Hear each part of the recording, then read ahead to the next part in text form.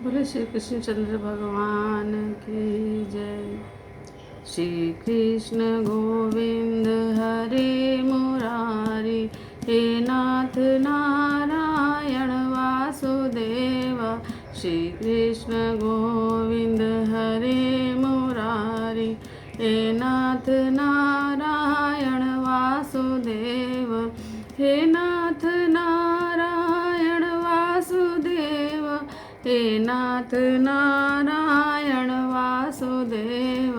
हे नाथ नारायण वासुदेव, हे नाथ नारायण वासुदेव।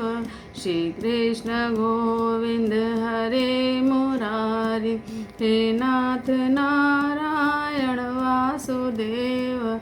श्री कृष्ण गोविंद हरे मुरारी, हे नाथ नारायण वासुदेव।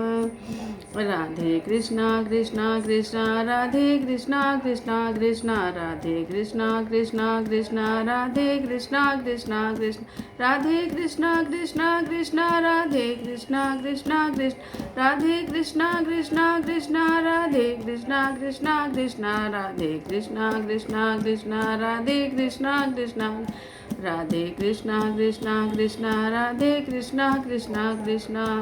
गोविंद बोलो हरि गोपाल बोलो, गोविंद बोलो हरि गोपाल बोलो।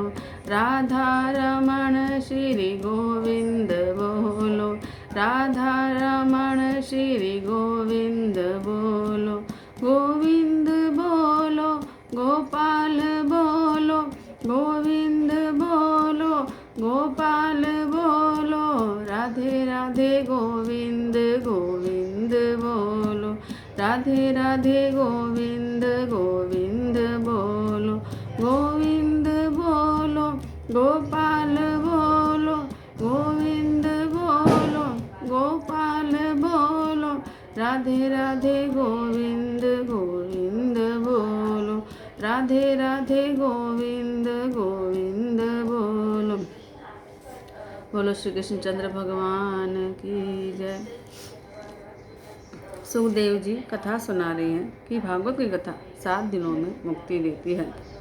वक्ता अधिकारी हो और श्रोता सावधान होकर सुनने वाला हो तो संसार के विषयों से अरुचि होती है और परमात्मा में भक्ति जागती है, और प्रेम भाव जब जगता है तो 7 दिनों में यह कथा मुक्ति दिलाती है। भागवत की कथा सुनने के बाद भी मुक्ति न मिले तो मानो पूर्वजन्म की अप्सरा मन में बैठी है। अब पूर्वजन्म की अप्सरा की कथा सुनो। पूर्वजन्म में जिसका उपभोग किया था उन विषयों की वासना अब तक मन में बसी हुई है, वही इस पूर्व चित्ती अप्सरा का स्वरूप है।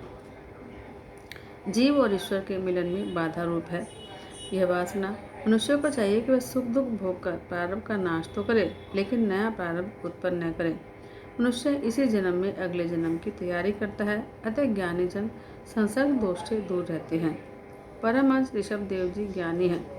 परमहंस भरत जी भगवत जन है। ज्ञानी पुरुषों को लगता है कि सांसारिक प्रवृत्तियाँ ज्ञान निष्ठा और भक्ति में बाधक हैं। सांसारिक प्रवृत्तियों को सहसा मत छोड़ो, लेकिन कम करते जाओ।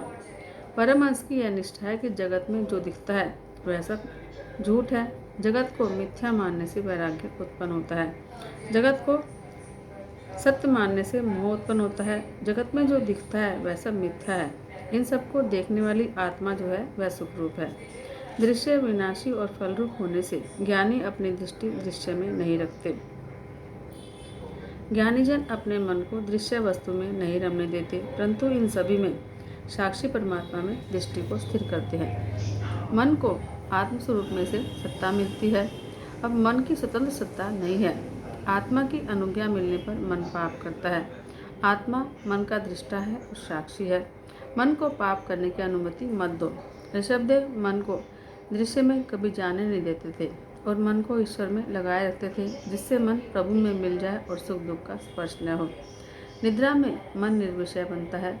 निद्रावस्था में मन जिस प्रकार होता है वैसा ही जागृत अवस्था में भी रहे तो समझ लो मुक्ति है। सभी विषयों में से मन को हटाना होगा। दृश्य में से हटाकर मन दृष्टा में मिल जाता है। मन का ईश्वर में लय होने पर मुक्ति मिलती है। ज्ञानी पुरुष के लिए संसार बाधक नहीं।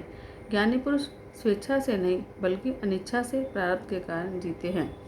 भागवत के परमहंस ज्ञानी जो है प्रारब्ध के कारण ही जीते हैं। वे दोनों निष्ठाएं वैसे तो एक ही हैं, फिर भी अलग अलग हैं।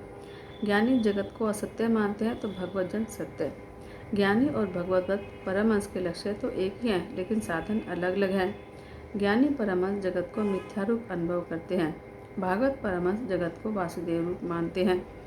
भागवत परमहंस कहते हैं कि जगत मिथ्या नहीं सत्य है और वासुदेव में है। शंकर स्वामी ने जगत को मिथ्या माना है। इन दोनों निष्ठाओं में शाब्दिक भेद है, तत्वतः नहीं।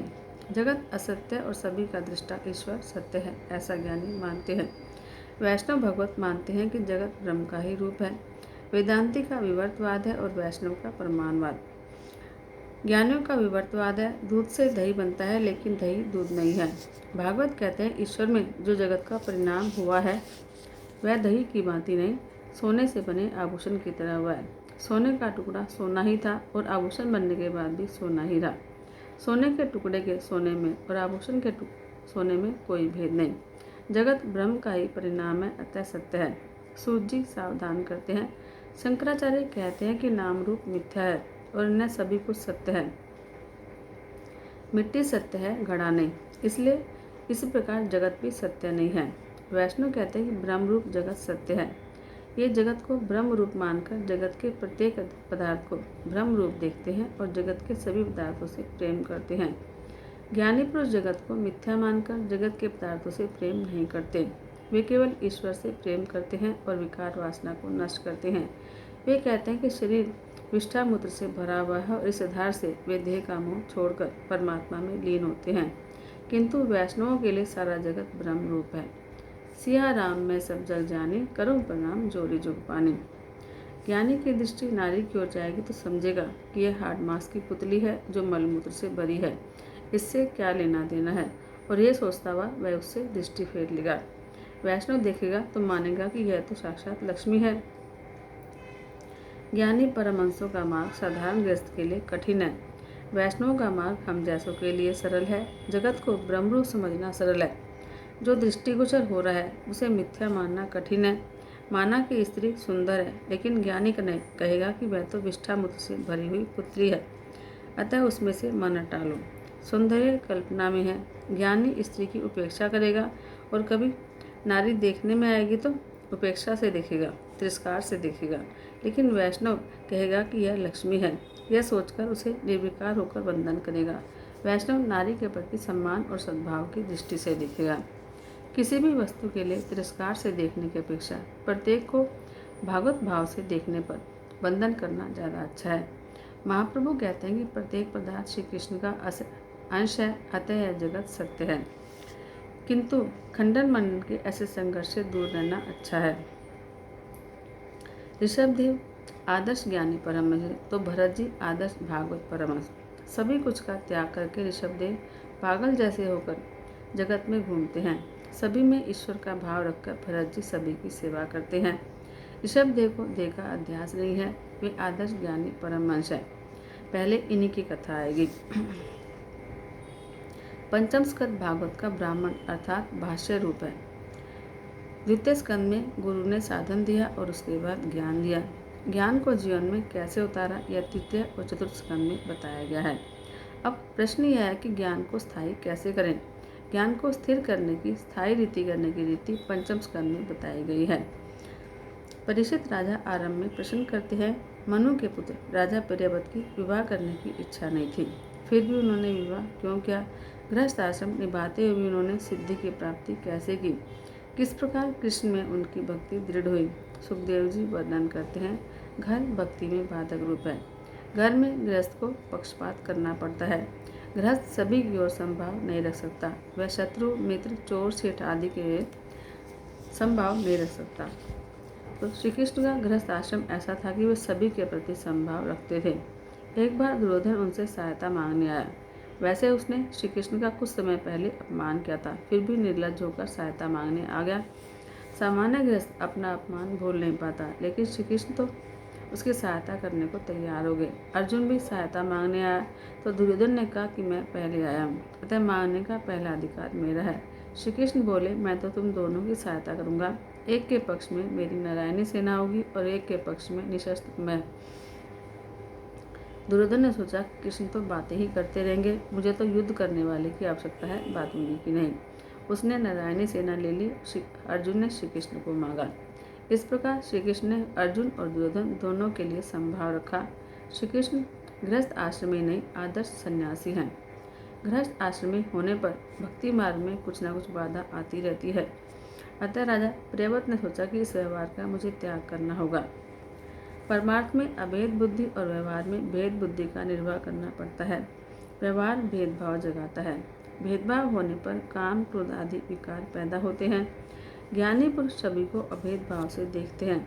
व्यवहार और परमार्थ को एक करना टेढ़ी खीर है। भेदभाव के कारण व्यवहार में बैर और असमानता उत्पन्न होती है। अतः ज्ञानी जन सभी प्रवृत्तियों का त्याग करके एकांत में भक्ति करते हैं। घर में भक्ति हो नहीं पाती क्योंकि कई विक्षेप आते रहते हैं। शुभ गृह त्याग करके गंगा किनारे जा नहीं सकते, तो अतः कहना पड़ता है घर में ही रहकर भजन करो। जीव जब प्रभु के साथ एक होता है तभी साक्षात्कार कर सकता है। एकांत में ईश्वर की आराधना करने से वह शक्य होता है। राजा प्रियव्रत की इच्छा हुई कि एकांत में भगवान की आराधना करूं। वह ब्रह्मा जी ने आकर राजा से कहा कि प्रारब्ध तो भुगतना ही पड़ता है। मैं भी परमात्मा की आज्ञा से प्रारब्ध भुगत रहा हूँ। मुझे भी प्रवृत्ति करने की इच्छा नहीं है। तुम्हारे लिए अभी वन गमन की आवश्यकता नहीं है। सावधानी से व्यवहार करो। जितेंद्रिय तो घर में रहकर भी ईश्वर की आराधना कर सकता है, और जो जितेंद्रिय नहीं है वह तो मन में भी प्रमाद ही करेगा। स्त्री पुरुष का त्याग करके भरत में वहाँ जाकर वन में संसार बसाया। भरत जी वन में भटक गए। प्रहलाद ने दैत्यों के साथ रहकर कई प्रकार के कष्ट रहकर घर में ही भक्ति की थी। भागवत सबके लिए है, गृहस्थ के लिए भी और गृह त्यागी के लिए भी। भागवत की कथा मार्गदर्शक है। ऐसा नहीं है कि गृह त्यागी को ही भगवान मिलते हैं। पवित्र और सदाचारपूर्ण जीवन जीने वाले को घर में रहते हुए भी भगवान मिलते हैं। घर का वातावरण प्रतिकूल होते हुए भी प्रहलाद जी ने घर में जाकर भक्ति की और भगवान का दर्शन किया। अपने जीवन का लक्ष्य निश्चित करना आवश्यक है। लक्ष्य को ध्यान में रखकर जीवन व्यवहार किया जाए। मानव जीवन का लक्ष्य है प्रभु की प्राप्ति। प्रहलाद ने प्रतिकूल परिस्थिति होने पर भी भक्ति की, और जबकि घर को भक्ति में बाधा रूप मानकर घर छोड़कर भरत जी वनवास में रहे, फिर भी भक्ति न कर सके। मनुष्य कहीं भी जाए, पंच विषय तो साथ आएंगे ही। घर में रहकर ही भक्ति करनी है तो प्रहलाद का आदर्श सामने रखो, और वनवास में जाकर भक्ति करनी है तो भरत जी का जीवन लक्ष्य में रखो। जीवन के पीछे 6 चोर लगे हुए हैं। वे 6 चोर हैं: काम, क्रोध, लोभ, मोह, मद, मत्सर। इन विकारों के वश जो नहीं होता उसके लिए घर बाधा रूप नहीं है। गृहस्थ आश्रम एक किला है, पहले उसमें रहकर भी लड़ना उत्तम है। वे 6 शत्रु तो वन में भी साथ साथ आकर सताते हैं, अतः उन 6 शत्रु रूपी विकारों को हराना है। काम, क्रोध, लोभ, मोह, मद, मत्सर को जीतना है। इन 6 शत्रुओं का विजेता गृहस्थ होते हुए भी वनवासी जैसा ही होता है। गृहस्थ आश्रमी रहकर इन 6 विकारों को कुचलना सरल है। सुखी होना है तो अपने 40वें वर्ष से संसार के व्यवहारों को धीरे धीरे कम करो और 51वें वर्ष में वनगमन करो। ब्रह्मा जी राजा प्रियव्रत से कहते हैं तुम विवाह करो।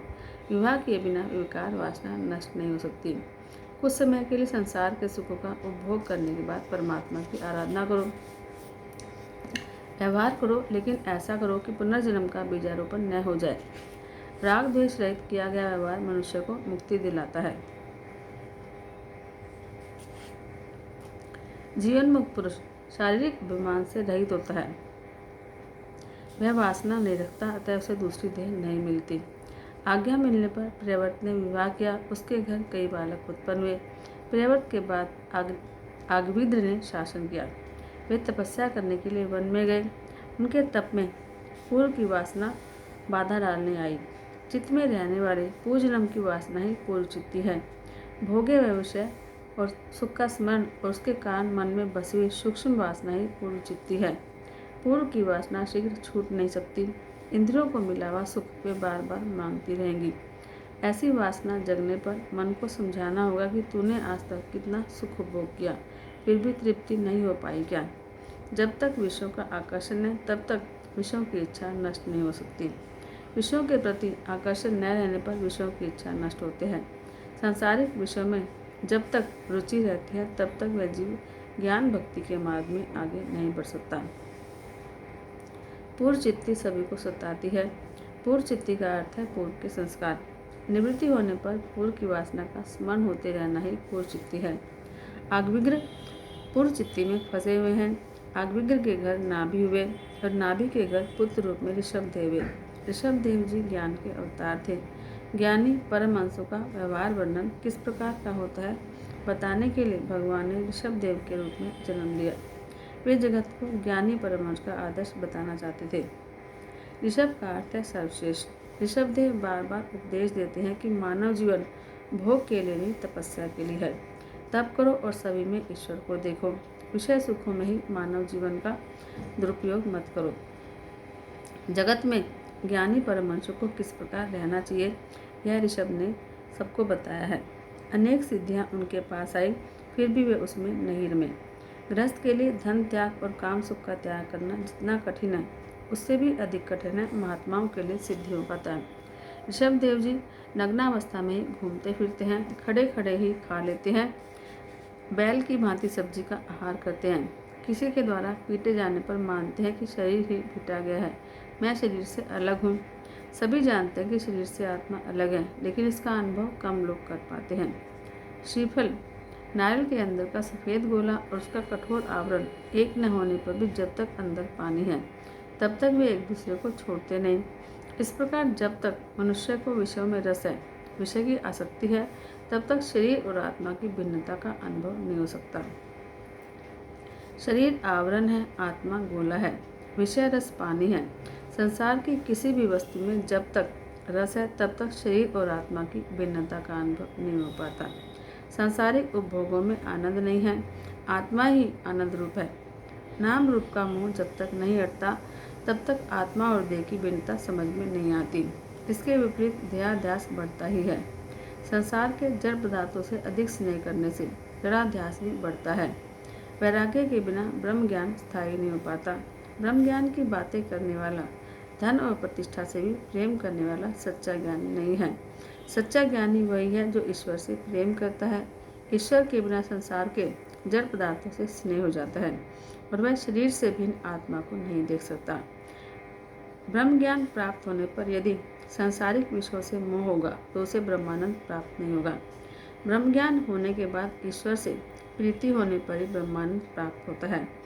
ज्ञानी पुरुष को चाहिए कि किसी भी वस्तु से वह स्नेह न करे, किसी वस्तु का संग्रह न करे। यह मनुष्य जन्म तप करने के लिए है। मनुष्य देह से तप करने से अंतःकरण शुद्ध होता है और अंतःकरण की शुद्धि से अनंत ब्रह्म सुख की प्राप्ति होती है।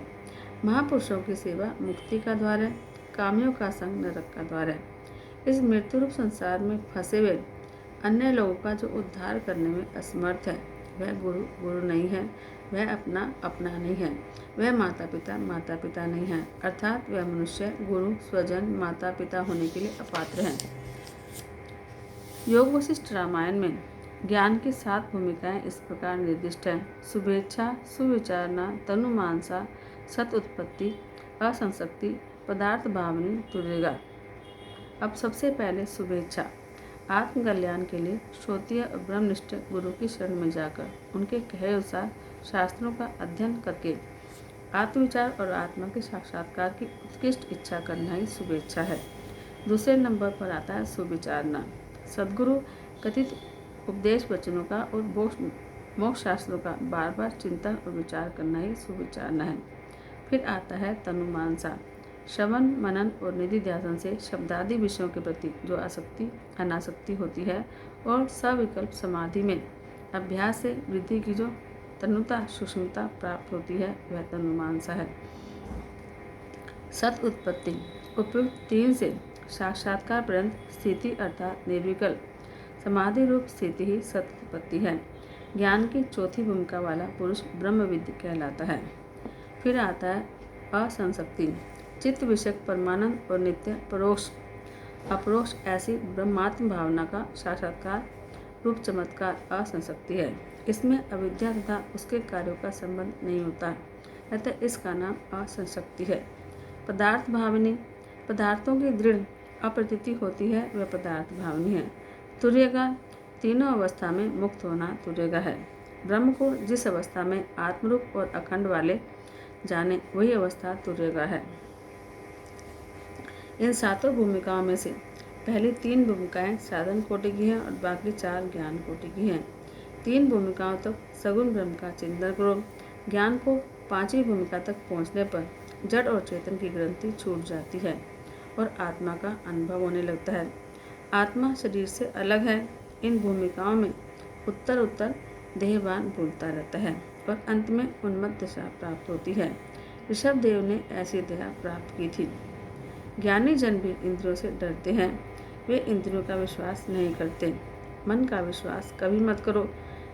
बोलने की इच्छा न हो पाए इसलिए ऋषभदेव जी अपने मुंह में पत्थर रखते थे। यौवन में वैराग्य न आए, संसारिक पदार्थों से रुचि न हो तो प्रभु की भक्ति प्राप्त नहीं होगी। विषयों के प्रति जब तक वैराग्य न जागे तब तक भक्ति का आरंभ नहीं होता। आँख को शक्ति देता है मन, मन को बुद्धि शक्ति देती है और बुद्धि को शक्ति देते हैं परमात्मा। आँख के साथ मन न हो तो वस्तु दिखाई नहीं देगी। ऋषभदेव जी कर्नाटक आए, दावाग्नि में बुद्धिपूर्वक प्रवेश किया। देह जलती है पर आत्मा को कुछ नहीं होता। ऋषभदेव जी का चरित्र सामान्य मनुष्य के लिए अनुकरण करने लायक नहीं है। ऋषभदेव जी का सबसे श्रेष्ठ पुत्र था भरत। इसी भरत के नाम से हमारे देश का नाम भरतखंड पड़ा। ऋषभदेव जी के बाद भरत ने देश का शासन संभाला। उनकी कथा वर्तमान काल के लिए उपयोगी है। भरत जी महाभागवत हैं। उनके संग में सभी में भगवत भाव जागता था। उनके संग में आने वाले भक्ति रंग में रंग जाते थे। भरत जी ने व्यवहार की मर्यादा का कभी उल्लंघन नहीं किया। वे महावैष्णव होने पर भी यज्ञ करते थे। अग्नि ठाकुर जी का मुख है। प्रत्येक देव को इष्ट मानकर अन्य देवों में कृष्ण का अंश मानकर पूजा करते थे। अनेक यज्ञ करके उनका सारा पुण्य श्री कृष्ण के चरणों में अर्पित करते थे। कर्म फल परमात्मा को अर्पित करोगे तो आनंद होगा। कर्म फल प्रभु को अर्पण करने से कर्म का अभिमान नष्ट होता है। ईश्वर से अत्यधिक प्रेम करो, तभी किए हुए कर्मों का पुण्य परमात्मा को अर्पित कर सकोगे। पत्नी श्रम करती है और उसका फल देती है अपने पति को। कर्म करो लेकिन कर्म के फल के उपभोग की इच्छा मत करो। कर्म फल के उपभोग की इच्छा रखोगे तो कर्म फल का अल्प फल मिलेगा, पर यदि यह कर्म फल भगवान को अर्पित करोगे तो अनंत फल मिलेगा। सकाम कर्म की भागवत में कई स्थानों पर निंदा की गई है। काम कर्म में क्षति होने पर क्षमा नहीं मिलती। भरत निष्काम भाव से कर्म करते थे और उसका पुण्य श्री कृष्ण को अर्पित करते थे। सत्कर्म की समाप्ति में कहना पड़ता है कि ऐसा करते तो बहुत लोग हैं लेकिन अर्थ नहीं समझते। कर्म कृष्णार्पण करने की भावना से भरत जी यज्ञ करते थे। भरत जी को युवावस्था में एक दिन वैराग्य हुआ। जिसे युवावस्था में वैराग्य हो, जो संयम करके भजन प्रवृत्ति बढ़ाए, उसे वृद्धावस्था में भगवान की प्राप्ति होती है। वृद्धावस्था में शारीरिक अशक्ति होने से तुम भक्ति नहीं कर सकते। तपस्या यौवन में ही हो सकती है। वृद्धावस्था में तपस्या करने से अगला जन्म सुधरेगा। शरीर दुर्बल होने के बाद ब्रह्मचर्य का पालन करने का कोई अर्थ नहीं है।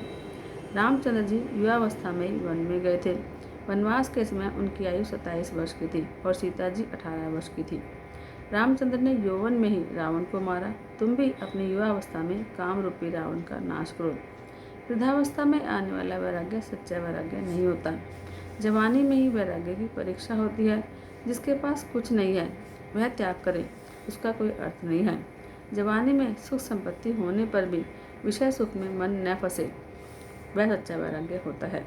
भरत जी का मन घर में नहीं लगा। राज्य वैभव, सुख संपत्ति, स्त्री पुत्र सब कुछ है। स्त्री है, पुत्र है, परंतु आंखें बंद होने पर इनमें से कुछ भी नहीं रहता। जन्म के पहले जीव का कोई रिश्तेदार नहीं था और मृत्यु के बाद भी कोई नहीं होगा। आरंभ और अंत में कोई नहीं था। माया ही बीच में भरमाती है।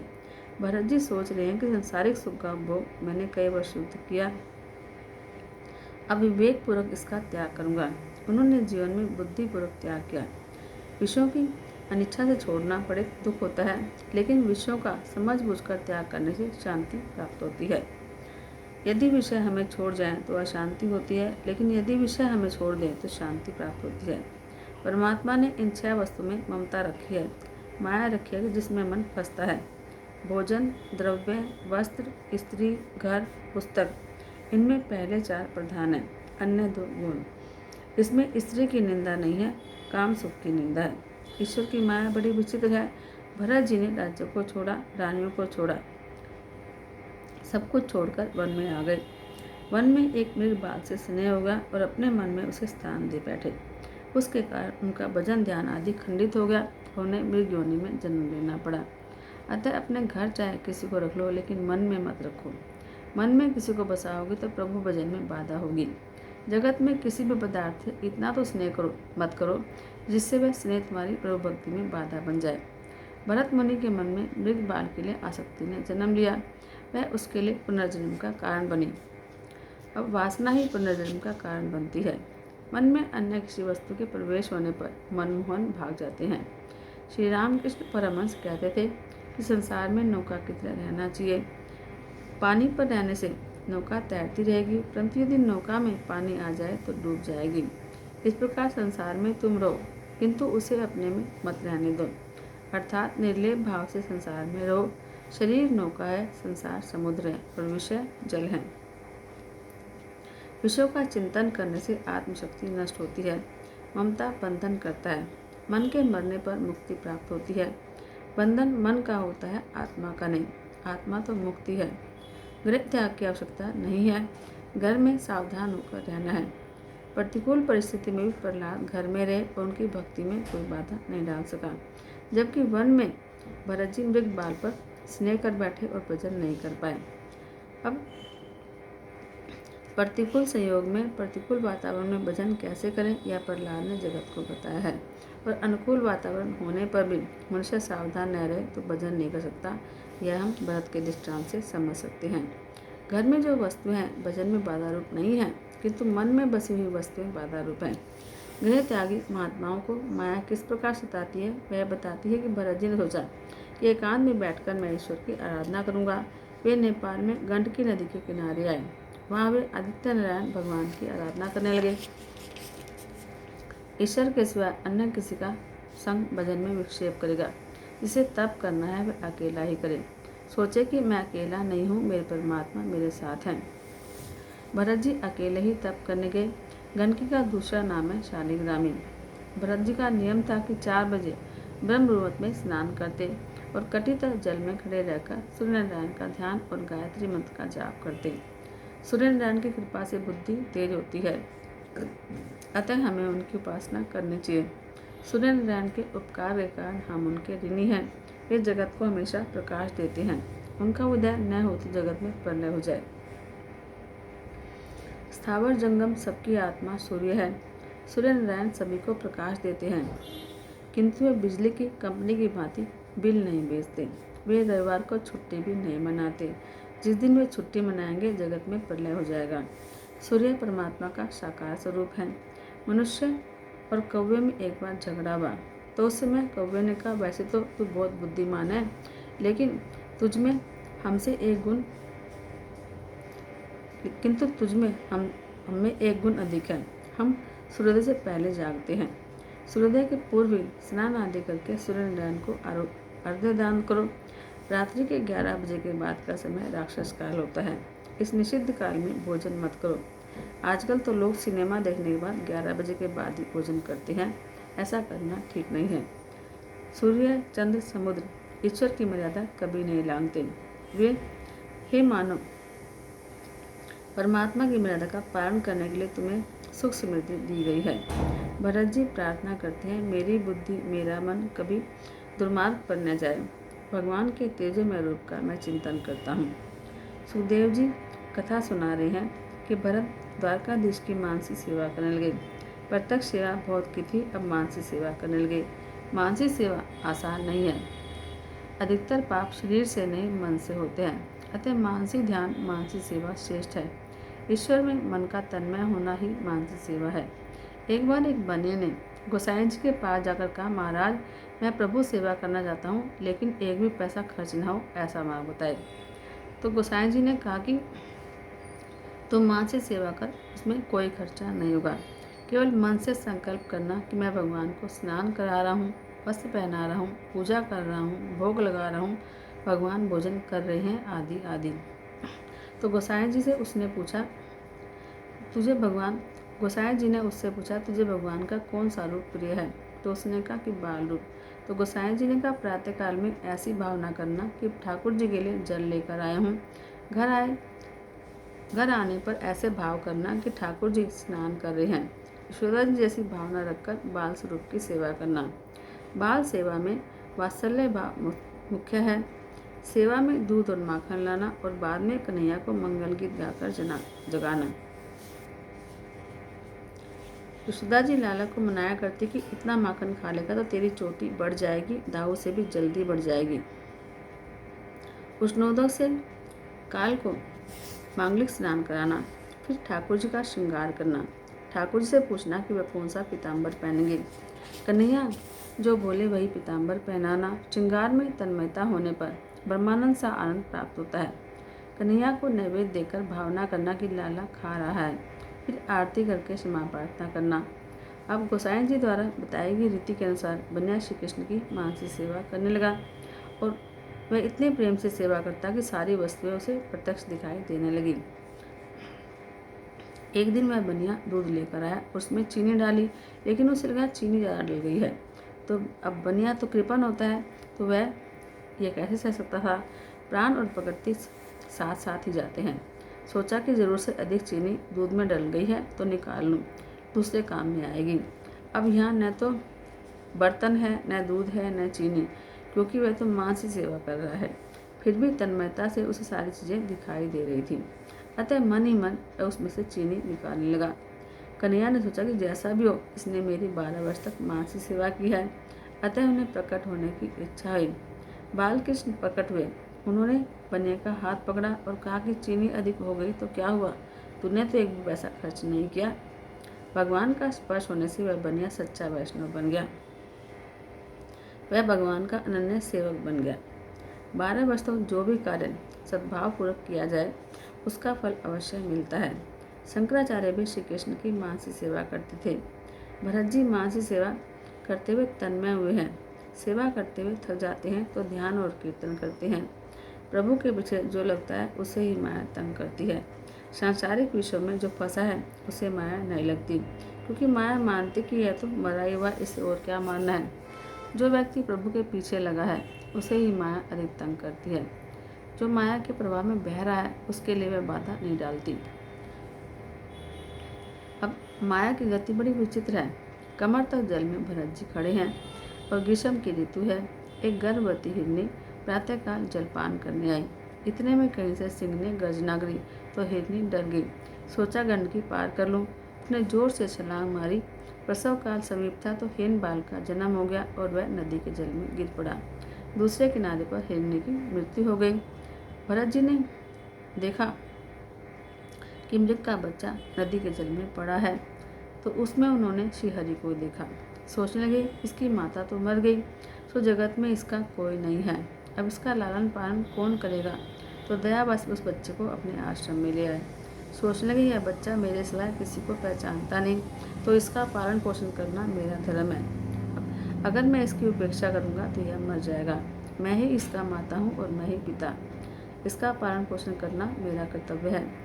उन्होंने सोचा कि मैं ही इस मृग बाल का रक्षक पिता हूँ, अतः हर प्रकार से मुझे इसकी रक्षा करनी है। जीव मानता है कि मैं दूसरों की रक्षा करता हूँ। अरे तू क्या रक्षा करेगा, तू भी तो काल का ग्रास है। रक्षा करने वाला तो प्रभु है, कर्ता हर्ता तो हरि है, पालक और संहारक भी हरि हैं।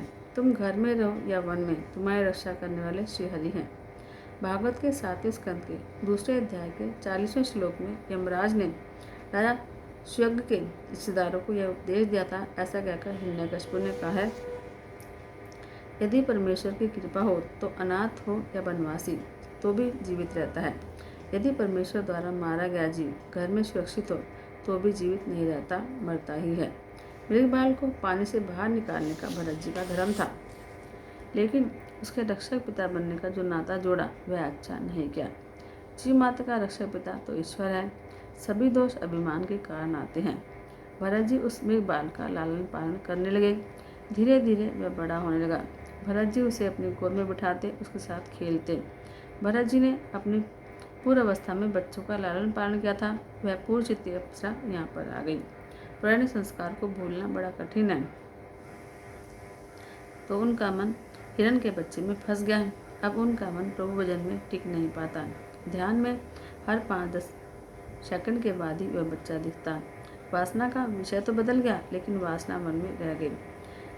ऐसी हालत में इसकी अपेक्षा ग्रस्त जीवन में कौन सी बुराई थी। ज्ञानी को तो मन को भी मारना पड़ता है। भरत जी ने मृग बाल को घर में रखा, यह तो ठीक किया, लेकिन उसे मन में जो रखा वह ठीक नहीं किया। संसार को छोड़कर कहाँ जाओगे? जहाँ भी जाओगे संसार वहीं आ जाएगा। इसी कारण से महापुरुषों ने कहा कि संसार को अपने मन में धीरे से हटा लो। संसार को मन में कभी मत रखो। किसी को घर में चाहे रखो, लेकिन मन में नहीं। मन में या तो काम को रखो या ईश्वर को, दोनों साथ साथ नहीं रह सकते। कहा भी गया है कि तुलसी दोनों नहीं रहे, रवि रजनी एक ठाम। भजन और भक्ति में बाहर का संसार नहीं, अंदर का संसार बाधा डालता है। वह मृगबाल भरत जी की कुटिया में नहीं, मन में भी बस गया। उन्होंने घर, राज्य, पत्नी, संतान सबको छोड़ा, लेकिन अब वन में आकर एक मृग के बच्चे की माया में फंस गए। परोपकार की भावना अति साधक के लिए साधना में बाधा डालती है। परोपकार के पचड़े में अधिक मत पड़ो। वैसे तो परोपकार करना सभी का धर्म है, लेकिन परोपकार ऐसे तो मत करो जिससे प्रभु का विस्मरण हो जाए। संसार में मनुष्य कपटी न बने, लेकिन सरल भी न बने। परमात्मा का ध्यान कदाचित न हो सके तो कोई बात नहीं, लेकिन मित्र कभी भी शत्रु बन सकता है। भरत जी का प्रारब्ध ही हिरण्य बाल के रूप में सामने आया। प्रारब्ध को तो झेलना ही पड़ता है। ज्ञान होने के बाद वासना नष्ट न हो सके तो ज्ञान बढ़ नहीं पाता। ज्ञान को बढ़ाने के लिए पहले वासना को नष्ट करना पड़ता है। वासना में मन फंसा हुआ है। भरत जी वैसे तो महाज्ञानी हैं, लेकिन ज्ञान होने के बाद भी यदि मन वश में न हो तो ज्ञान टिक नहीं पाता। जब तक ज्ञानी मन और वासना का नाश न कर सके, तब तक उसको भक्ति और ध्यान में स्थिरता नहीं आ पाती। वासना के वेग में कई बार ज्ञान बह जाता है। जो वैराग्य के बिना गृह त्याग करता है, वह वन में भी नया संसार बसा लेता है। भरत जी ज्ञानी हैं, लेकिन वासना को अंकुशित नहीं कर पाए। घर में रहकर वैराग्य को पूर्णतः प्राप्ति के बाद ही घर को छोड़ो। अब ज्ञानी के 2 प्रकार हैं। जिसने अधिक उपासना की है वह कृतोपास्ती ज्ञानी है, उसे माया नहीं लगती, किंतु जो अकृतोपास्ती ज्ञानी है उसके लिए माया विघ्न लाती है। वासना के नाश के बिना तत्व का अनुभव नहीं होता। वासना के नाश के बिना तत्व ज्ञान की प्राप्ति होने पर भी ब्रह्मनिष्ठा नहीं होगी। भरत जी को अब तक अपरोक्ष का साक्षात्कार नहीं हुआ था। यदि हुआ होता तो उनका मन हिरण्य बाल में नहीं फंसता। भरत जी अब दिनों दिन उस बच्चे के लालन पालन में व्यस्त रहने लगे। संध्या और पूजा छूट गई। भरत जी उसे हरी घास खिलाते, वह चौकड़ी मरता तो और मुनि के अंगों को चाटता, तो भरत जी सोचते कितना सुंदर और सियाना है। दिन प्रतिदिन यह आसक्ति बढ़ती चली। एक दिन वह बच्चा खेलता हुआ घने वन में चला गया और रात होने पर भी वापस नहीं आया। तो मुनि को चिंता होने लगी कि मेरे बच्चे का क्या हुआ होगा। अब काल को किसी पर दया नहीं आती। तो मृत्यु कभी नहीं सोचती कि इसने अपना कार्य पूरा किया है भी या नहीं। मृत्यु के लिए हमेशा सावधान रहो। जीवन इस प्रकार जियो कि तुम सावधान रहो और मृत्यु आए। ऐसा न हो कि तुम्हारी तैयारी न हो, मृत्यु तुम्हें ले जाए। भरत जी को पकड़ने के लिए काल आया। भरत जी को मृग बाल का स्मरण हुआ। उन्होंने श्रीहरि का नहीं, लेकिन मृग बाल का चिंतन करते हुए देह छोड़ी। तो मृत्यु के समय उसका चिंतन करने से उनको अगले जन्म में मृग का ही शरीर मिला। मनुष्य अगले जन्म की तैयारी इसी जन्म में करता है। तो पूर्व जन्म में किया हुआ कोई भी काम निष्फल नहीं होता। पूर्व जन्म में किया हुआ भजन भी व्यर्थ नहीं होता। भरत जी को मृग शरीर में भी अपने पूर्व जन्म का ज्ञान था। पशु पक्षी का अनादर कभी मत करो। हो सकता है किसी कारणवश कोई साधु महात्मा पशु पक्षी बनकर आए हों। अहिल्या जैसी कोई नारी पत्थर बनकर आई हो। मृग राजा गिरगिट होकर आए हों और नल कुबेर वृद्ध होकर आए हों। कोई सिद्ध पुरुष वृक्ष बनकर आए हों। किसी आत्मा से कुछ अपराध होने पर वह पशु पक्षी की योनि में घूमता है। भरत जी मृग के स्वरूप में घूम रहे हैं। उन्हें पूर्व जन्म याद है। सोच रहे हैं कि मैं इसी गन के किनारे तपस्या करता था, इसी स्थान पर हिरण के बच्चे को उठाया और उसे आश्रम में ले आया और आसक्ति होने से मुझे मृग बनना पड़ा। मैं महाज्ञानी था, योगी था, लेकिन आज पशु बना हूँ। अब मुझे नया प्रारब्ध नहीं कमाना है। जो मैं साथ लाया हूँ उसे ही सहना या भोगना है। अब भरत जी जो मृग बने हैं गंडकी में स्नान करते हैं, वृक्षों के सूखे पत्ते खाते हैं, घास नहीं खाते क्योंकि उस पर जंतु होते हैं। हिंसा होने पर नया प्रारब्ध लग जाएगा। इस मृग देह में वे एकादशी का व्रत करते थे। प्राचीन काल में भारत में पशु भी एकादशी व्रत किया करते थे। आजकल तो लोग एकादशी का व्रत नहीं करते। फिर भरत जी ने मृग देह को भी छोड़ा और ब्राह्मण के घर में जन्म लिया। मानव जीवन अतिशय विलासी हुआ है। प्रजा में संयम, सदाचार और भगवत भक्ति बढ़ने पर संतों का जन्म होता है। विलासी माता पिता के घर संतों का जन्म नहीं होता। संत जन्म लेने के लिए सुपात्र खोजते हैं। पवित्र ब्राह्मण के घर भरत जी का जन्म हुआ। भरत जी का यह अंतिम जन्म था। उन्हें पूर्व जन्म का ज्ञान था कि हिरण की माया में फंसने से उन्हें हिरण बनना पड़ा। पूर्व जन्म में मैं हिरण से बातें करता था, अतः पशु बनना पड़ा। अब इस जन्म में किसी से नहीं बोलूँगा। एक बार भूल हो गई है, अब तो सावधान रहूँगा। बचपन से ही भरत जी भक्ति के रंग में रंग गए। शास्त्र ने अंतिम जीवन के कुछ लक्षण बताए हैं। बाल्यावस्था से ही जिसे भक्ति का रंग लगे तो मानो उसका अंतिम जन्म है। जिसकी बुद्धि ने काम को छोड़ा हो उसका जन्म भी अंतिम है। जब तक बुद्धि में काम है तब तक मान लो कि उसे अभी जन्म लेने बाकी है। प्रत्येक वस्तु में जो भगवत दर्शन करे उसका वह जन्म अंतिम है। जहाँ भी दृष्टि जाए वहाँ किसी को भगवान ही दृष्टिगोचर हो, इसके लिए भी यह अंतिम जन्म है। हृदय से दीन और अभिमान रहित व्यक्ति का भी यह जन्म अंतिम जन्म है। जड़ भरत का यह अंतिम जन्म था। एक हंसता हुआ पति बनता है तो दूसरा रोता हुआ। साधारण व्यक्ति वासना के अधीन होकर संसार में आता है और संत भगवत की इच्छा से भगवत कार्य के लिए संसार में आते हैं। परमन और परधन को आकर्षित करने वाला व्यक्ति संसार की दृष्टि में चतुर है, लेकिन यह कला तो एक साधारण नारी के लिए भी साहजिक है। संसारिक दृष्टि में संत जड़ होता है, लेकिन आनंद में चेतन प्रभु को भूलकर सांसारिक सुखों में फंसा हुआ मनुष्य तो सचमुच जड़ है। प्रभु प्रेम में मस्त देहवान से अज्ञात महापुरुष को जड़ कैसे कहें। लेकिन संसार की विपरीत मान्यता से सांसारिक लोगों ने भरत जी का नाम जड़ भरत रख दिया।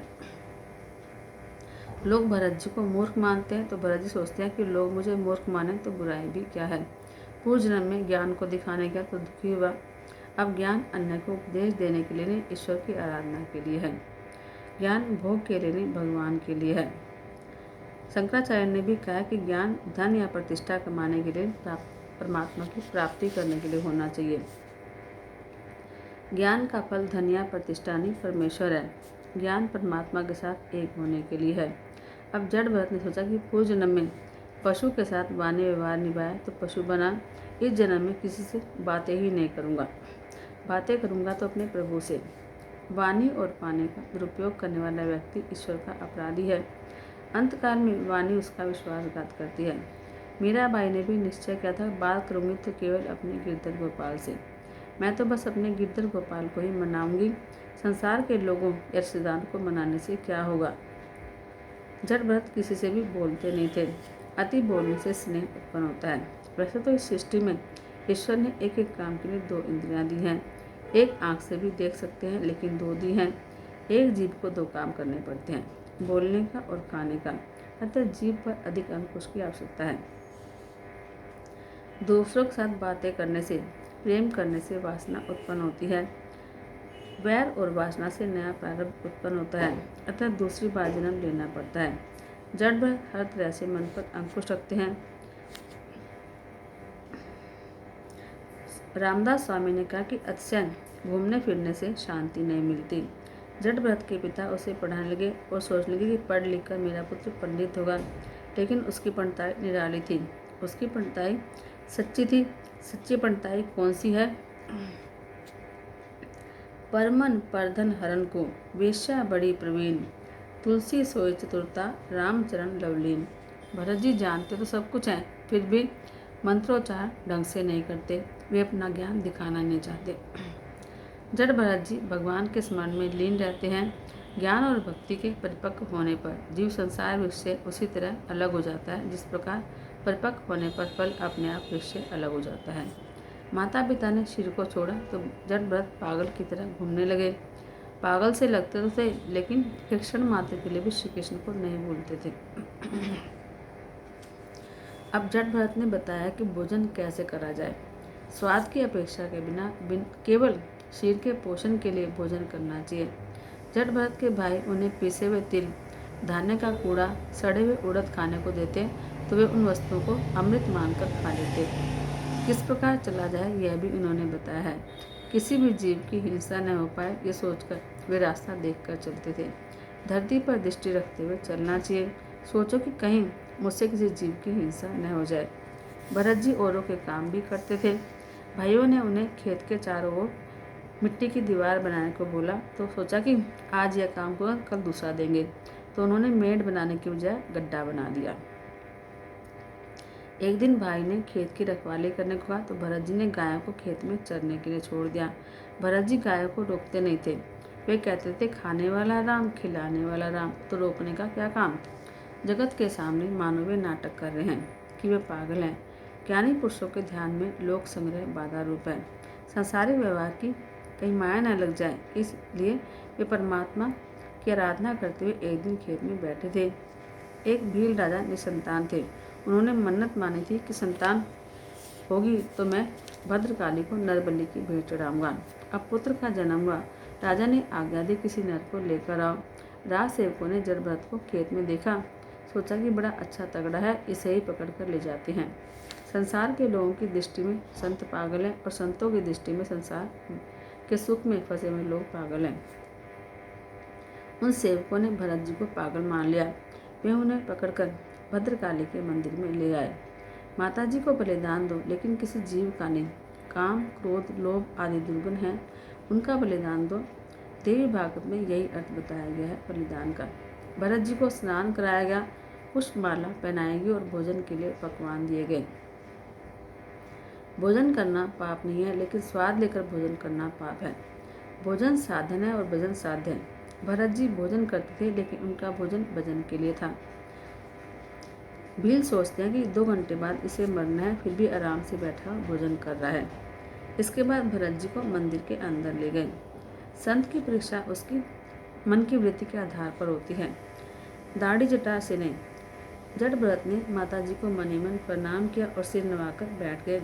अब भील राजा ने भद्रकाली की प्रार्थना की और तलवार लेकर बलिदान देने के लिए तैयार हो गया। सबके प्रति संभाव रखने वाले भरत को देखकर माता जी का हृदय भरा है। उनसे यह हिंसा देखी नहीं गई। भद्रकाली मूर्ति तोड़कर प्रकट हुई और भील राजा की तलवार लेकर उसी का मस्तक काट दिया और उस मस्तक की गेंद बनाकर खेलने लगी। ज्ञानी भक्त मानता है कि सहस्त्रबाहु भगवान उसकी रक्षा के लिए खड़े हैं। 2 हाथों वाला मनुष्य क्या करेगा। ज्ञानी भक्त माता को बहुत प्यारे होते हैं। ज्ञानी पुरुष अपने मन को एक क्षण के लिए भी ईश्वर से अलग नहीं होने देते। उनकी दृष्टि ब्रह्म में होती है। किसी एक समय सिंधु देश के राजा रहुगन कपिल मुनि के पास ब्रह्म ज्ञान प्राप्त करने के लिए गए। अब तत्व ज्ञान को विद्या प्राप्त करने के लिए वे पालकी में बैठकर कपिल ऋषि के आश्रम की ओर जाने लगे। पालकी उठाकर चलने वाले सेवकों में से एक कहीं भाग गया तो राजा ने कहा, किसी को पकड़ कर लाओ। अब वैष्णव जन तो भगवत इच्छा से जीते हैं, ज्ञानी प्रारब्ध कर्म भुगतने को इच्छा से जीते हैं। ज्ञानी जन अनिच्छा से प्रारब्ध को देखते हैं तो वैष्णव जन इसमें भगवत इच्छा से दर्शन करते हैं। साधक के लिए स्पष्ट आ गया कि 4 हाथ के आगे दृष्टि न जाए। दृष्टि के चंचल होने से मन भी चंचल हो जाता है। राज सेवक पालकी उठाने के लिए भरत को पकड़ लाए। यह तगड़ा है, ठीक काम करेगा। उन्होंने पालकी उठाई। आज तक कई बार स्वयं जो पालकी में बैठे थे वे आज पालकी उठा रहे हैं। यही उनका प्रारब्ध था। प्रारब्ध तो भुगतना ही पड़ता है। अंतिम जन्म होने पर भी पालकी उठानी पड़ी है। भरत जी नीचे देखते हुए चलते हैं, कहीं मुझसे किसी जीव की हत्या न हो जाए। उन्होंने तो प्रत्येक जीव में भगवान को देखना है।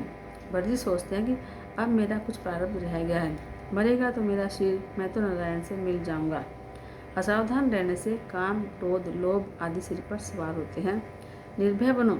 निर्भयता तब आती है जब जीव हमेशा परमात्मा के सानिध्य को अनुभव करता है। भरत जी रास्ते में प्रभु को मना रहे हैं। मन को शुद्ध करने के लिए भरत जी की आतुरता बढ़ाकर भगवान अदृश्य हो गए। भगवान के दर्शन होने पर भरत जी व्याकुल होते हैं, रोते हैं। मुझे जगत में भटकना नहीं है। नाथ, मुझे कब अपने शरण में लोगे? मेरा प्रारब्ध कब समाप्त होगा? अब भी मुझे परमात्मा के दर्शन क्यों नहीं होते? इन विचारों से वे रोते हैं। रास्ते में चींटी दिखती है तो भरत जी कूदते हैं। ऐसा करने से पालकी के ऊपर के हिस्से में राजा का सिर लगता। राजा ने सेवकों से कहा कि अच्छी तरह से चलो, मुझे असुविधा हो रही है। उन 3 सेवकों ने कहा कि हम तो ठीक चलते हैं, यह नया सेवक ठीक से काम नहीं करता। कभी रुकता है, कभी दौड़ता है, कभी कूदता है, कभी हंसता है, कभी रोता है। यह पागल सा है। राजा ने जड़ भरत से कहा कि तू बिल्कुल दुबला पतला है, तेरे अंग भी कितने दुबले पतले हैं, तू ठीक से कहे चलता है। रघुगण ने सोचा कि अब मैं भरत जी पर दृष्टि रखूंगा। भरत जी सोचते हैं कि रास्ते में कोई जीव कुचल न जाए, नहीं तो पाप लगेगा। भरत जी चींटी में भी कन्हैया को देखते हैं। अब कृष्ण किसी एक घेरे में नहीं रहते, सभी में कृष्ण को देखे वह वैष्णव है। जट भरत ने राजा के कहने पर ध्यान नहीं दिया। चींटी को देखकर भरत जी ने छलांग मारी तो राजा का सिर पालकी के ऊपरी हिस्से से टकरा गया। राजा यह सह न सका।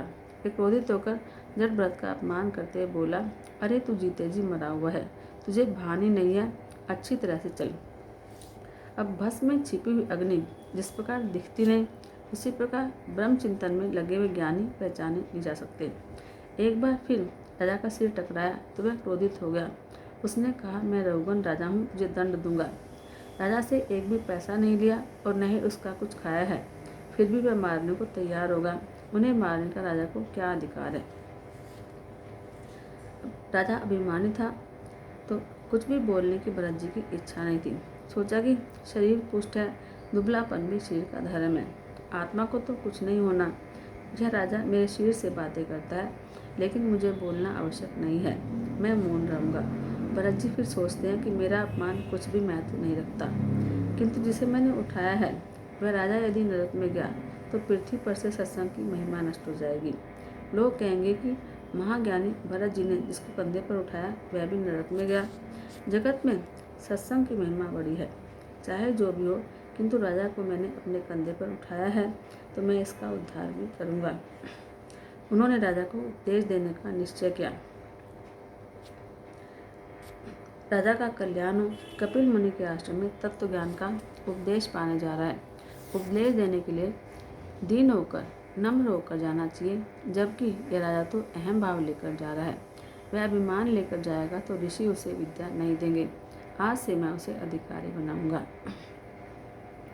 रघुगण राजा भाग्यशाली है। भागवत के संत मितभाषी होते हैं। सुदामा भी बहुत कम बोलते थे। मौन रहने से माया का बंधन कटता है। मुझ जैसे संत का अपमान तो मैं सह लूँगा, लेकिन परमात्मा सहन नहीं करेंगे, वे इसे दंड देंगे। यह सोचकर भरत जी बोलने को तैयार हुए।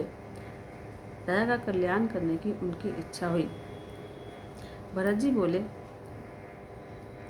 राजन, तुम ठीक कहते हो, मैं पुष्ट नहीं हूँ, पर तुम्हारे कहने से न तो मेरी निंदा हुई है न उपवास। मोटापन या दुबलापन शरीर का धर्म है, इससे आत्मा का कोई संबंध नहीं है। मैं जीते जी मरा हुआ ऐसा तुमने कहा, यह भी सच है, क्योंकि सारा जगत जीते जी मरा हुआ है। यह पालकी भी मरी हुई है जिसमें तुम बैठे हो, तुम भी मरे हुए ही हो। सभी विकारी वस्तुओं का आदि और अंत होता है। जो जन्मे हैं उन सबको मरना है, तुम भी मरे हुए से हो। यह शरीर सबके समान ही है। आत्मा और शरीर के धर्म अलग हैं। आत्मा निर्लेप है, आत्मा मन का दृष्टा है, साक्षी है। ज्ञानी पुरुष ईश्वर के सिवाय अन्य किसी वस्तु या व्यक्ति को सत्य नहीं मानते। सभी जीवों में परमात्मा विद्यमान है, फिर इनमें कौन राजा और कौन सेवक। व्यवहारिक दृष्टि से ये भेद है, अन्यथा तात्विक दृष्टि से मैं और तुम एक हैं। केवल ईश्वर सत्य है। तुमने जो कहा कि तुम मुझे मारोगे, तो बताओ, शिव को मारने से मेरी चाल तो नहीं बदलेगी? शिव की पिटाई होने पर मैं सुखी या दुखी नहीं होऊंगा। ये सब तो शिव के धर्म है। शरीर को शक्ति देता है मन, और मन को शक्ति देती है बुद्धि।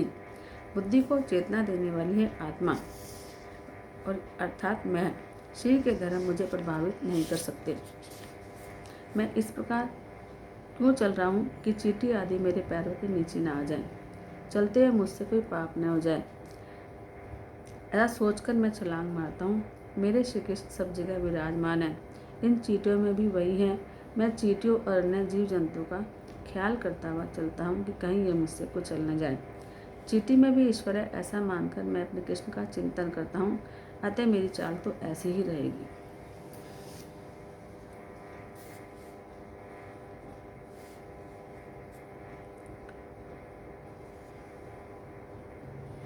भरत जी की ऐसी बातें सुनकर राजा ने सोचा कि नहीं, यह तो कोई महान परमहंस है, यह तो ज्ञानी महात्मा है। लगता है कि कोई अवधूत संत है, वेदांत के कठिन सिद्धांत बता रहे हैं। इनकी ब्रह्म निष्ठा अलौकिक है। इनका अपमान करके मैंने भूल की है। यह सोचकर पालकी से कूदे, जो मारने को तैयार था वह बंधन कर रहा है। भरत जी तो निर्विकारी हैं। रघुगण द्वारा अपमान होने पर भी और सम्मान होने पर भी दोनों ही अवस्था में वे समस्थिति थे। न क्रोध, न दुख, न सुख। संत की परीक्षा उसकी मनों की वृत्ति से होती है, वस्त्रों से नहीं। सम्मान या अपमान होने पर कोई फर्क नहीं पड़ता। मान अपमान से संत की दृष्टि सम ही है। वेश द्वारा संत होना सरल है, हृदय से संत होना कठिन है। रघुगण ने क्षमा याचना की। वह बोला कि आपके अपमान करने वाले का कल्याण कभी नहीं होगा।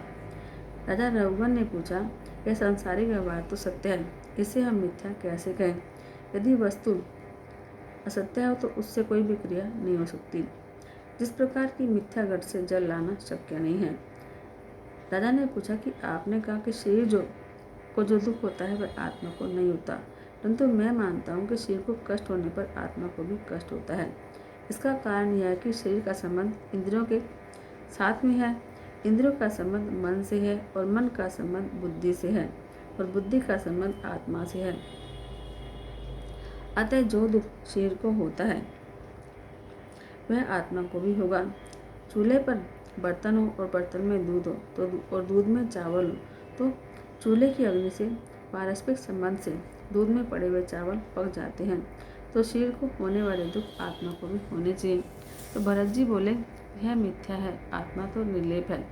अग्नि पर रखे हुए बर्तन के दूध में पड़े हुए चावल तो पकते हैं, लेकिन दूध में यदि पत्थर डाला जाए तो वह नहीं पकेगा, क्योंकि वह तो निर्लेप है। आत्मा तो सर्वश्रेष्ठ और निर्लेप है। आत्मा तो मन को केवल कल्पना है। राजन, मन की विकृति होने पर जीवन भी विकृत होता है। अतः जो मन यदि सुधर जाए तो आत्मा को मुक्ति मिले। एक बार मेरा मन मृग के बच्चे में फंस गया तो मुझे मृग बनना पड़ा। अब मैं सावधान हो गया हूँ। यह उपदेश व्यवहारिक मन का है। आत्मा माता को अपनी संतान का बोझ नहीं लगता, क्योंकि वह ममता काम करती है। माता को अपना पुत्र फूल सा लगता है और दूसरे का पुत्र वजनदार लगता है। अपना पुत्र वजनदार होने पर भी माता को फूल सा लगता है, जबकि दूसरे के पुत्र का वजन बोझ लगता है। उसका कारण है मन। मन कहता है कि यह अपना है और यह पराया। राजन, ये सब मन के धर्म है, ये सब मन के खेल हैं। मन के खेल के कारण ही कभी मुझे मृग बनना पड़ा। मन के सुधरने पर जगत सुधरता है। मेरा मन मृग बाल में फंसा तो मुझे पशु बनना पड़ा। तू तो केवल कच्छप देश का राजा है, मैं तो भरतखंड का राजा था, फिर भी मेरी दुर्दशा हुई। विषयों में आसक्ति जब जीव को होती है तो संसार में फंसता है, और वही मन विषय रहित होने पर जीव को शांति में मोक्ष पद को दिलाता है। जीव के सांसारिक बंधन का कारण जीव ही है, और वही मन के मोक्ष का कारण है। मनुष्य का मन जो विषयों में लगे तो सांसारिक दुखदाता बनता है, और वही मन विषयों से अलग होने से ईश्वर भजन में लग जाए तो मोक्षदाता बनता है। विषयों का चिंतन करता हुआ मन उसमें फंसता है तो उसका बंधन आत्मा अपने में मान लेती है और स्वयं पर आरोपित कर लेती है। यह सब मन के धर्म है, यह मन की दुष्टता है। इस मन को भगवान में लगाओ। तुम अपने मन को दंड दोगे तो यमराज तुम्हें दंड नहीं देंगे। जिस दिन भी जीव झूठ बोले उस दिन उपवास करो। जिस दिन कुछ पाप हो जाए उस दिन एक माला अधिक फेरो। भरत जी कहते हैं, राजन, तुम मुझसे पूछते हो कि मैं कौन हूँ, किंतु तुम स्वयं से पूछो कि तुम कौन हो। तुम शुद्ध आत्मा हो। जागत, स्वप्न, सुषुप्ति, इन तीनों अवस्थाओं का साक्षी आत्मा है। ज्ञानी जगत को सत्य नहीं मानते, संसार को वे असत्य मानते हैं। जगत सपने की तरह है। जिस प्रकार सपना झूठा होने पर भी मनुष्य को सच्चा लगता है, उसी प्रकार यह मिथ्या जगत भी मनुष्य को, जीव को रुलाता है। मान लो कि यह मनुष्य सोया है, सपने में देखता है कि एक शेर हमला करने वाला है, तो मनुष्य डरता है कि शेर मुझे खा जाएगा। यह सोचकर वह चिल्लाता और रोता है और उसकी नींद उड़ जाती है। जागने पर देखता है कि वह तो सपना था और सपने के शेर से वह डर गया था, लेकिन सपना असत्य है। यह बात मनुष्य को समझ में कब आती है? केवल तब जब वह जागता है। अब कौन सा व्यक्ति जागा हुआ है? विश्व में जिसका मन छूट गया है वही जागा हुआ है। इसलिए तो तुलसीदास जी ने भी कहा है, जानिए तबे जीव जग जागा, जब सब विषय विलास विरागा।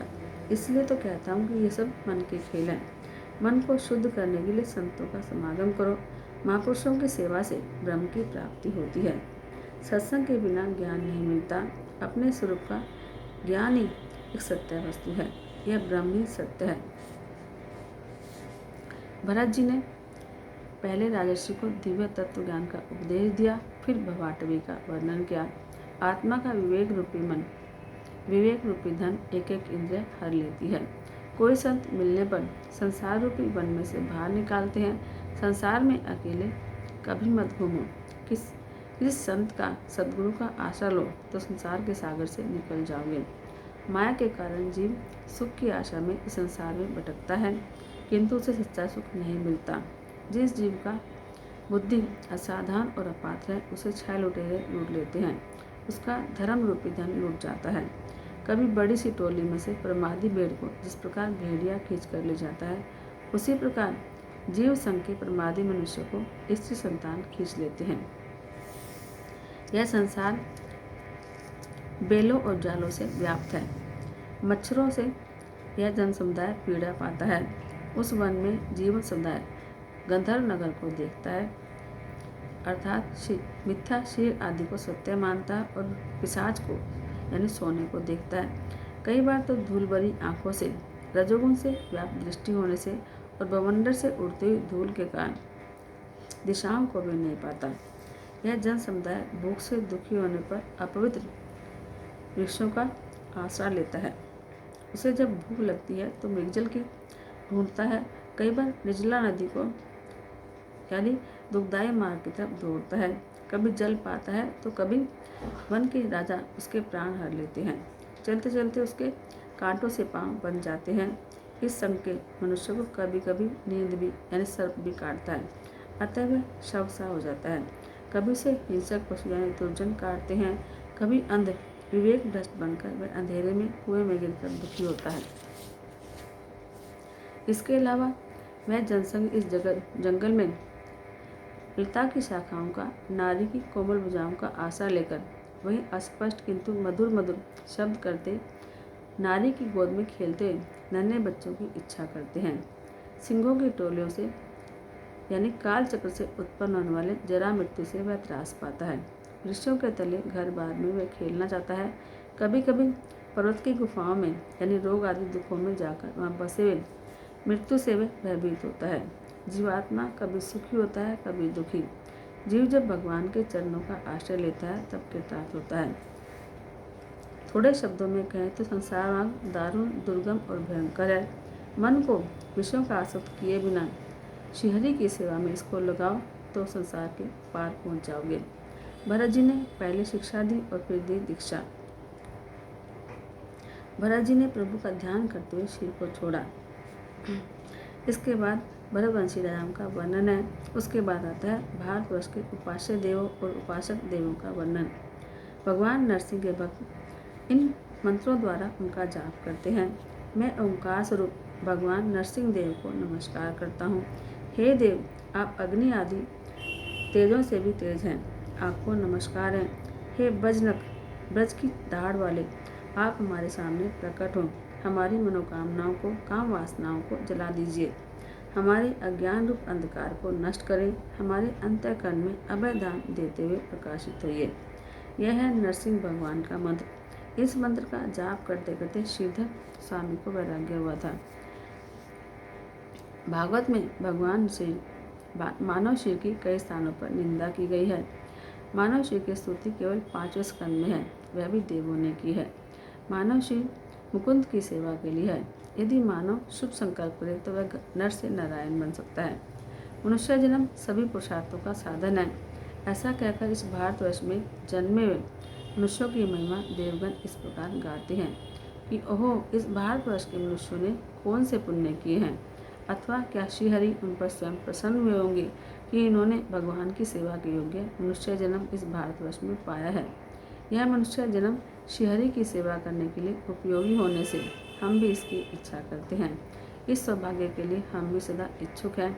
इसके बाद आता है भौगोलिक वर्णन। इस खंड में पृथ्वी के 7 खंडों का वर्णन किया गया है। 7 द्वीप और 7 समुद्रों का वर्णन है। भरत खंड के स्वामी हैं देवनारायण। भरत खंड कर्म भूमि है, अन्य खंड भोग भूमि है। भरत खंड में जन्म प्राप्त करने की इच्छा देवों को भी होती है। इस शरीर की भागवत में स्तुति भी की गई है और निंदा भी। इस मानव शरीर से भगवत सेवा, मुकुंद की सेवा हो सकती है। इस खंड में ग्रहों की स्थिति का भी वर्णन किया गया है। इस खंड में सब पातालों का प्रतिपादन किया गया है। इन पातालों के नीचे है शेष नारायण। राजा ने पूछा, नरलोक कहाँ है? सुखदेव जी कहते कि राजन, नरक लोक दक्षिण दिशा में है। नरक अनेक प्रकार के हैं। चोर तामिश नरक में जाता है, व्यभिचारी अंध तामिश नरक में। इनके जितने पाप हैं उतने ही नरक हैं। कौन से पाप के कारण कौन से नरक में जाना पड़ता है, इसका क्रमबद्ध वर्णन इस स्कंद में किया गया है। इस प्रकार हजारों नरक हैं और यमलोक हैं, ऐसा बताकर स्कंद को समाप्त किया गया है। श्रीमन नारायण नारायण नारायण, श्रीमन नारायण नारायण नारायण, बद्री नारायण नारायण नारायण, लक्ष्मी नारायण नारायण, श्रीमन नारायण नारायण नारायण, श्रीमन नारायण नारायण नारायण, बद्री नारायण नारायण नारायण, राम नारायण नारायण नारायण, राम नारायण नारायण नारायण, कृष्ण नारायण नारायण नारायण, कृष्ण नारायण नारायण नारायण, राम नारायण नारायण नारायण, राम नारायण नारायण नारायण, श्रीमन नारायण नारायण नारायण, श्रीमन नारायण नारायण, लक्ष्मी नारायण नारायण नारायण, लक्ष्मी नारायण नारायण नारायण, श्याम आए हैं तेरे द्वारे, श्याम आए हैं तेरे द्वारे, श्याम आए हैं तेरे द्वारे, श्याम आए हैं तेरे द्वारे, होगी कृपा तेरी,